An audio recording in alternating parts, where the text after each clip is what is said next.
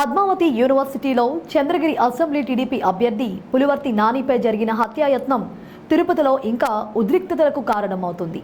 పులివర్తి నానిపై హత్యాయత్నం చేసిన నిందితులను అరెస్టు చేస్తామని చెప్పిన ఎస్పీ వారిని అరెస్టు చేయకుండా చేతులెత్తేశారని పులివర్తి నాని భార్య సుధారెడ్డి ఆరోపించారు. వారిని అరెస్టు చేసే వరకు ఊరుకునేదే లేదని, ఒకవేళ వాళ్ళను అరెస్టు చేయకపోతే చంద్రగిరి మొత్తం రోడ్ల మీదే ఉంటుందని ఆమె హెచ్చరించారు.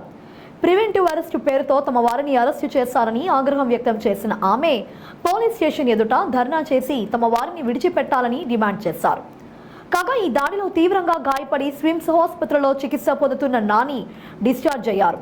అనంతరం ఆయన మీడియాతో మాట్లాడుతూ చంపేయండ్రా, బై ఎలక్షన్స్ వస్తాయి అంటూ వైసీపీ మూకతనంపై హత్యాయత్నానికి పాల్పడిందన్నారు. గన్మ్యాన్ ధరణి లేకుంటే ఖచ్చితంగా తనను చంపేసేవారని ఆయన ఆవేదన వ్యక్తం చేశారు.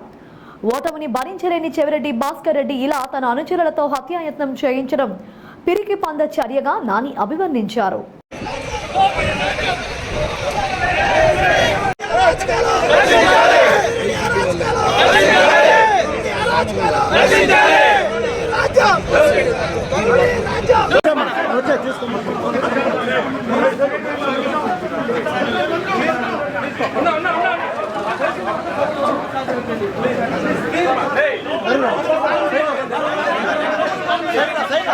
Side on.